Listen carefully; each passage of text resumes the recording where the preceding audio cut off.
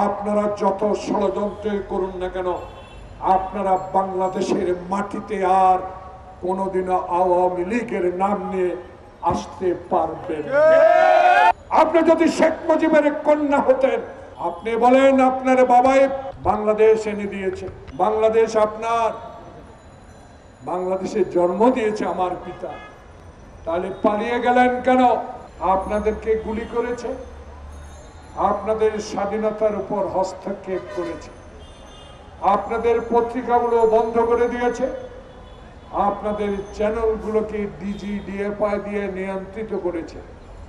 আজকে স্বাধীনভাবে এই জাতির বিবেক প্রেস ক্লাবের সামনে দাঁড়িয়ে আমরা আশা করছি ডক্টর ইউনূসের এই সরকারের অধীনে আপনারা বুক ফুলিয়ে স্বাধীনভাবে স্বাধীন কলম দিয়ে আপনাদের লেখনী দিয়ে বাংলাদেশের মানুষকে 16 বছরের ইতিহাস, জুলুমের ইতিহাস, অত্যাচারের ইতিহাস, মায়ের বুক খালি করার ইতিহাস আপনারা তুলে ধরবেন, এইটুকু আপনাদের কাছে চাই।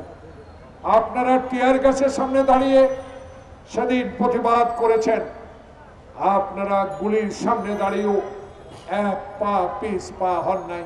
তারাই আজকে বাংলাদেশের স্বাধীনভাবে লেখার, কথা বলার, টেলিভিশনে বলার সুযোগ পেয়েছেন একটি মাত্র কারণে, আবু সাইদ খোকনের রক্ত মুগ্ধের রক্তের বিনিময়।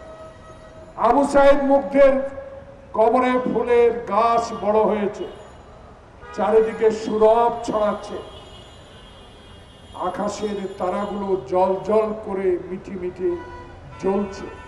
তখনই ডক্টর ইউনূস বাংলাদেশের 16 কোটি মানুষের দায়িত্ব হাতে নিয়েছেন। সেই দায়িত্বে আজকে আবার কুচক্রীরা, আবার আওয়ামী লীগ প্রেতাত্মারা, আবার শেখ হাসিনার সেই লোকগুলো বাংলাদেশের এই সরকারকে অস্থিতিশীল করার, ষড়যন্ত্র করার প্রক্রিয়া শুরু করেছেন। প্রিয় ভাইরা, ডক্টর মোহাম্মদ ইউনূস বাংলাদেশের আকাশে আমি মনে করি একটা নক্ষত্র, যিনি বাংলাদেশের মানুষকে বিশ্বের দরবারে উজ্জ্বল করে তুলেছেন। যেভাবে 1971 সালে আমরা স্বাধীনতা যুদ্ধ করে বাংলাদেশের মানচিত্র পৃথিবীতে আমরা স্থায়ী করে উঠাবার ব্যবস্থা করে দিয়েছিলাম, সেই বাংলাদেশের স্বাধীনতাকে সম্পূর্ণভাবে ধ্বংস করে দিয়েছে শেখ হাসিনার বাবা শেখ মুজিবুর রহমান। শেখ মুজিবুর রহমান স্বাধীনতায় কোথায় আপনি যুদ্ধ করেছিলেন? আপনার দল কোথায় যুদ্ধ করেছে? কোন সেক্টরে আপনার লোক যুদ্ধ করেছে? কলকাতায় বসে শ্রীদেবী, রেখা, অমিতাভের ছবি থেকে যারা দিন কাটিয়েছেন, সেই লোকেরাই বাংলাদেশে 16 বছরে পাথরের মতো চেপে বাংলাদেশের গণতন্ত্রকে চিবিয়ে চিবিয়ে হত্যা করেছেন। আজকে আবার আপনারা আমাদের প্রিয় নেতা ডক্টর মোহাম্মদ ইউনূসের বিরুদ্ধে ষড়যন্ত্র শুরু করেছেন। আমি নির্দ্বিধায় বলতে চাই, বুকের সাহস নিয়ে বলতে চাই, আল্লাহর নামে আমরা শপথ করেছি, বাংলাদেশে যারা আমার মায়ের মুখ খালি করেছে, যারা আবু সাইদকে 2 হাত তুলে যিনি গুলি খেয়ে আত্মহত্যা দিয়েছেন, তার রক্তকে বাংলাদেশে মানুষ কোনোদিন বৃথা যেতে দেবে না। আপনারা যত ষড়যন্ত্র করুন না কেন, আপনারা বাংলাদেশের মাটিতে আর কোনোদিনও আওয়ামী লীগের নাম নিয়ে আসতে পারবেন। আসার সেই সুযোগ আপনাদের নেই। আপনি যদি শেখ মুজিবের কন্যা হতেন, আপনি বলেন আপনার বাবাই বাংলাদেশ এনে দিয়েছে, আপনি বলতেন বাংলাদেশ আপনার, বাংলাদেশে জন্ম দিয়েছে আমার পিতা, তাহলে পালিয়ে গেলেন কেন? কেন 16 বছর বাংলাদেশে গণতন্ত্রের নামে অগণতান্ত্রিক কাজ করে কিছু পুলিশ কর্মকর্তা বেনজিরের মতো লোক দিয়ে বাংলাদেশের মায়ের বুক খালি করেছেন? সেই ইতিহাস আপনার কাছে জানা আছে, বাংলাদেশের মানুষও জানে। তাই জয় একটি পত্রিকা আজকে দেখলাম, এক পাশে তত্ত্বাবধায়ক সরকারের কথা, আরেক পাশে জয়ের বক্তব্য।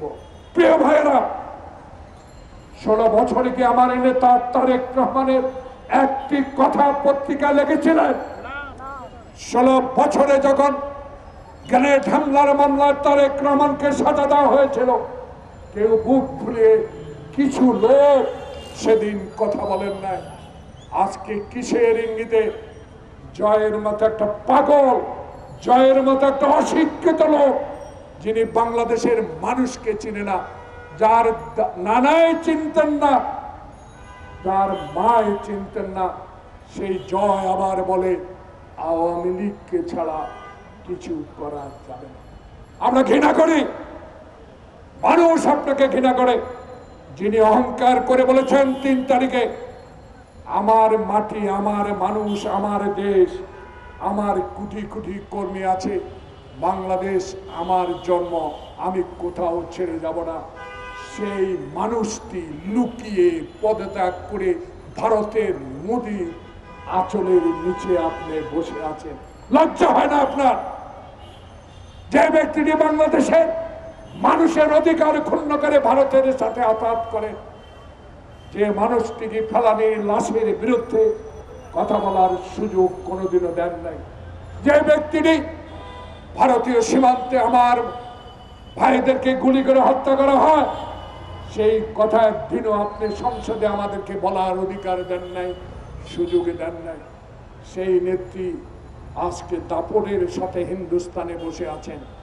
মোদী সরকার, আপনার বিরুদ্ধে কোনো অভিযোগ নাই, অভিযোগ একটা, আপনার আঁচলে, আপনার পাহাড়ায় থেকে বাংলাদেশের বিরুদ্ধে কথা বলবে আপনার স্বরাষ্ট্রমন্ত্রী। বাংলাদেশের মানুষ স্বাধীনতা অর্জন করেছে খালি পায়ে লুঙ্গি পরে, আপনার কথায় নয়। তাই বাংলাদেশ নিয়ে যেই কোনো কথা উচ্চারণ করা থেকে বিরত থাকেন। বাংলাদেশের মানুষ সজাগ, তাই 2013 সালে যেই চুক্তি করেছেন, সেই চুক্তির অধীনে দয়া করে শেখ হাসিনাকে বাংলাদেশে ফেরত দিতে হবে। যদি স্বাধীন দেশের গণতান্ত্রিক দেশের প্রধানমন্ত্রী আপনি হয়ে থাকেন, বন্দি চুক্তি যদি আপনার সরকারের স্বাক্ষর থাকে, তাই দেরি আর না করে বাংলাদেশে শেখ হাসিনার বিরুদ্ধে 500-র দিকে মামলা হয়েছে, আজকে তাই তাকে হস্তান্তর করুন। কিন্তু দিল্লিতে বসে মা মেয়ে যুক্তি করে বাংলাদেশের এই ডক্টর ইউনূসের সরকারকে আপনি ষড়যন্ত্র করবেন, বাংলাদেশের মানুষ কোনোদিনও সেটা গ্রহণ করবে না। তাই বাংলাদেশের মানুষ যেইভাবে আওয়ামী লীগকে ঘৃণা করে বাংলাদেশ থেকে বিতাড়িত করেছে, আপনার বিরুদ্ধে হিন্দুস্তান, ভারত মানুষ সজাগ হচ্ছে। আপনার গণতান্ত্রিক দেশের বিরুদ্ধেও আমরা কথা বলবো।